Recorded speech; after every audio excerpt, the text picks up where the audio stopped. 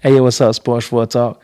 Right now, the NFL draft is next month, so I want to put out my first top 10 predictions of where I think everybody's going. Who's going number one? Who's going top five? Who's a surprise? So I'm pretty solid on what I got, but hey, it may change in the future. But right now, let's talk about it. Class act up in first class for the leg room. K-Ho glitch, time pass in the restroom. Take a bad bitch to a 1.5-star motel. Then I'm back to crash in my bedroom. Been broke down all inside, not a flesh wound. Talking down with you. Who decision what to talk about it? Stupid decision, walk without it. You swear you all about it. You think you live it, but it's like once upon a time I met the boogeyman off the booger sugar, the Cuban good and Judah. Used to be a pierce to my wrist, was period them diamonds back when I was a no one, back when I was anonymous. What's up? This is another episode of Sports World Talking right now. Like I said, we're talking the NFL draft. So it's a lot of names going in there, a lot of question marks of who's going number one, who's going to be the first person taken, the first quarterback taken, the first defensive person taken, who will be the surprise person of the draft. Last year, it was my team, the Atlanta Falcons, was a surprise of the draft, taking Michael Penix Jr. Again, I was with that pick back then, and I'm with that pick now even more.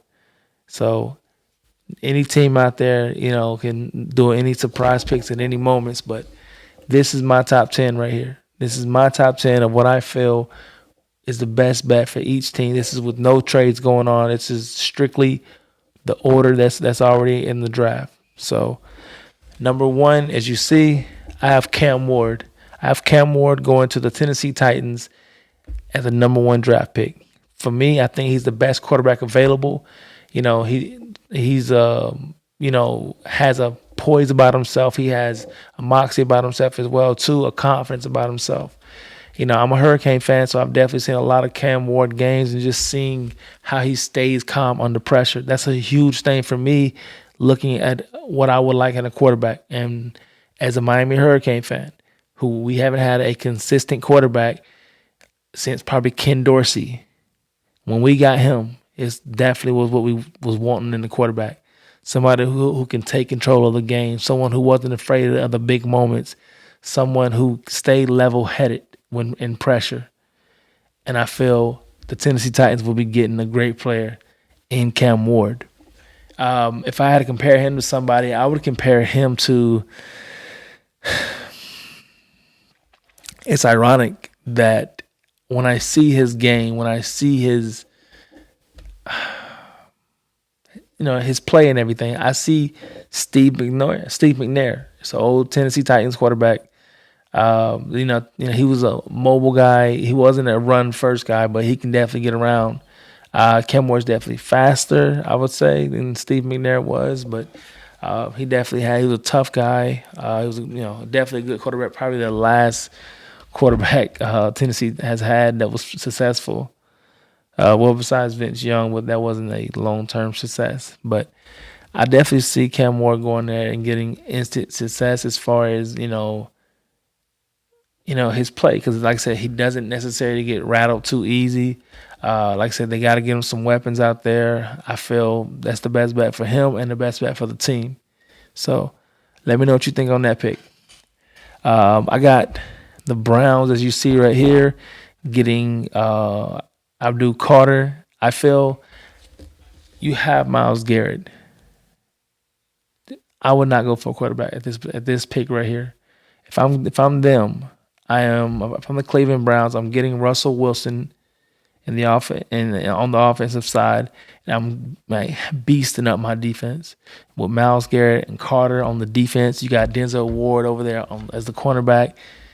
This defense is definitely something to be afraid of. And I feel they can put fear in any quarterback, any offensive lineman, with those two guys running at them. I feel, man, you got to double down on your defense in that aspect. And with him going to the Browns, I feel like they've been amazing to see. I almost thought Travis Hunter, but like I said, just the thought of Abdul Carter and Myles Garrett together, I feel like that's a more scarier package. But let me know what you think about that too as well. Like I said, I'm going over some of them. Number 3, which is Shedeur Sanders. I feel like I said he's the best bet for that. He got a lot of flack the past few months saying he's he's cocky. He talks. He's big headed or whatever like that. He doesn't have a strong arm, which it was just a lot of talk and everything. Which I know around this time of the year you get information coming out in order to talk bad about a player to get him to fall to another team that wants him. So it's a lot of little stuff like that. But I feel like he's not making it past the top 3 or 4 picks, and I feel at number 3, New York has to take him. With New York, he has Malik Neighbors up there, so he has a young wide receiver. They are both young players. I feel like if I'm New York, I'm teaming up my young wide receiver with a young, promising quarterback. I feel like he's not a big scrambler, but he can get out a little bit. I feel like as his game develops, he needs to use his legs a little bit more. I like Russell Wilson a little bit. He's like a taller Russell Wilson, but I think Russell has a stronger arm, of course. But like I said, just the accuracy he has, the precision making that he has as far as targeting his receivers and everything. I feel like he definitely has a lot of promise in being a professional quarterback. So you can call him cocky all you want to. What quarterback doesn't have some arrogance to him? But like I said, he's my number 3 guy. Number 4, which is probably one of my favorite ones as well too, just to see Travis Hunter on the New England Patriots, I feel will be an amazing thing for himself and for the team, because the New England, tradition, to be a part of that whole New England vibe and everything, I feel he'll fit in with there, be that kind of like. He has the popularity of similar to how, he's not Randy Moss, but how Randy Moss had that popularity, whenever he first got there. I feel like Travis Hunter will have something similar to that in the aspect of his popularity, his following on social media and everything. And I feel he can be a good weapon for Drake May, because they need a weapon bad out there. So he's something that you can play him on defense, you can play him on offense, and hopefully they will let him play both ways. But because with a talent like that, you can't not have him at receiver sometimes when you need a receiver as much as the New England Patriots need a receiver. So I got him going there. On number 5, like I said, to me, I went back and forth on that. I was like, okay, hey, should I get an offensive lineman? Because, to protect Trevor Lawrence more. But I feel they're best needed on as far as a D tackle. Just like I said, bolster up the defense even more. Because like I said, they had some bright spots here and there. But, with so many defensive ends and defensive linemen in the draft, I think taking one at this point for them will be a plus. And number 6, with the Raiders, I had them originally getting Shador Sanders, because like I said, with the connection with Brady and stuff like that, I had Shador going there. But unless they trade up and try to get him, I don't see it happening. But I feel like you have to get another impact player, and I feel like Gentry is an impact player that can impact immediately on the team. Definitely in the run game that'll help Geno Smith too as well. So I think that's a good pick right there. They got a good tight end last year in the draft. I think this year getting a good running back would, definitely bolster that offense even more, in my opinion. Number 7, to me, is a pick that is needed so much for Justin Fields. He's had the worst luck in the world as far as having a good offensive lineman. When he was with the Bears, the offensive line wasn't good. Last year, it was a decent offensive line. He only played, as far as started, 6 games. But I think starting out with the Jets, you have to protect them. You have to protect them. I think it's the start of a good relationship when you see the team already showing love as far as trying to make sure that, hey, let's protect him in this way, because the Falcons, the Bears didn't do that his first 3 years or 4 years with them as far as getting him what he needed, in my opinion, or else he would have had more success than what he did.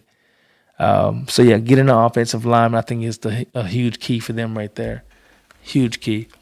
Number 8, that's another favorite pick of mine too as well, because I see The potential of what Bryce Young has over there in Carolina. I actually got to see him play against the Falcons last year. Unfortunately, the Falcons lost. But seeing Bryce Young play and get his career turned around because he had a lot of promise coming out of college and everything, and then he had a rough start, rough year and everything, and going from coach to coach, coordinator to coordinator, and now finally getting to a position to where he lost his starting job, but he got it back, and like I said, that may have been the best thing for him. And I think getting him a weapon like Tyler Warren, I feel like will bring out that offense even more. I know they had. Who was the tight end? Was it Jeremy Shockley? I could be mistaken. He was the Giants, but he may have been with the Panthers too. But I think that having that offense, there with a tight end of that caliber, I think will bring out the best in him as well. So I got him going right there to the Carolina Panthers. Number 8, like I said, they just resigned, their defensive end. So I think Will Johnson to round off that defense, add to that defense, I think is the best bet, which they have a lot of needs on D, but I think a player like that going there is definitely crucial for them to have some talent. Just get some talent back there. You know what I mean? So you get you some talent back there. I feel like that'll help them out on their defensive end. And number 10, very similar to number 7, protect your quarterback. Protect your quarterback. Caleb Williams was running for his life. Caleb Williams looked like he was the 50th pick in the draft pick last season. He didn't look like a first-round draft pick. And I'm not putting it all on the offensive line, but what I'm saying is it could have been better. This man was running for his life. This man was it was just like I said, it was a horrible season. I haven't seen a season that bad for a number 1 pick in quite some time in the past few years. But it was bad. It was really bad. So, but like I said, the Bears are already on top of it. They've already signed, the Falcons center and a few other offensive linemen to bolster up that offense to make sure at the same thing, like I said with Justin, they're showing that, hey, we care. Hey, we want to show you that we want to protect you. We want you to succeed. We want the whole team to succeed. So the Bears is definitely making moves right now. And I feel like adding Will Campbell will even, it's like the cherry on top. You made some offensive moves and during this offseason to change up the offensive line. I put that cherry on top with that young guy who can build your franchise for the next 10 to 12 years. So I think that's a great move for them. I know I said top 10, but I can't not do a pick for my Falcons. Come on now. So it's top 10 plus 15 for the Falcons. As a Falcons fan, I want defense. As a Falcons fan, I want an edge rusher. And you got Mikael Williams. I feel like he's the edge rusher that a lot of Falcons fans want because me, I'm a Falcon fan, but I'm not a Georgia fan though. But I'm not dumb. I know they do produce good talent as far as on defense, defensive linemen and stuff like that. And I feel he has a lot of potential. Yeah, he didn't have 15 sacks last year, but I want to say he had seven or 8, something like that. But I know he had some injuries he had to deal with and everything. I just feel like if we bring the best out of him, I feel it'll be a monster. And it's definitely something that we definitely need is a defensive end. We need more. Like I said, this offseason, I've said it before, I want the Falcons to go straight defense on everything they do. Everything they breathe, I want them to be defense. Because like I said, the offense is looking good right now. You got some young stars on the offense with Michael Penix. You got Robinson. You got Drake London, and hopefully a turnaround for Pitts. But like I said, we got to get our defense going. We got pretty good secondary and whatnot, but our defensive line, we got to wake them up, So hopefully this draft, the Falcons are doubling down, tripling down on defensive linemen and other key defensive parts. So Mikael Williams is my guy going at number 15. Like I said, we'll see how everything goes next few weeks. It may change. I probably will put out another draft video, but let me know what you think. Do you have Cam Ward going number 1? Who is your surprise pick? Me, in this pick right here, I would say my surprise pick will be Carter. Carter going to the Browns. I feel like that's a pretty surprise pick because everybody's right now is talking about the Browns needing a quarterback. But like I said, I see the Browns drafting on defense and getting, like I said, Russell Wilson. Get Russell Wilson. You got a Deshaun Watson who is trying to get his career together as far as injuries and outside noise and stuff like that.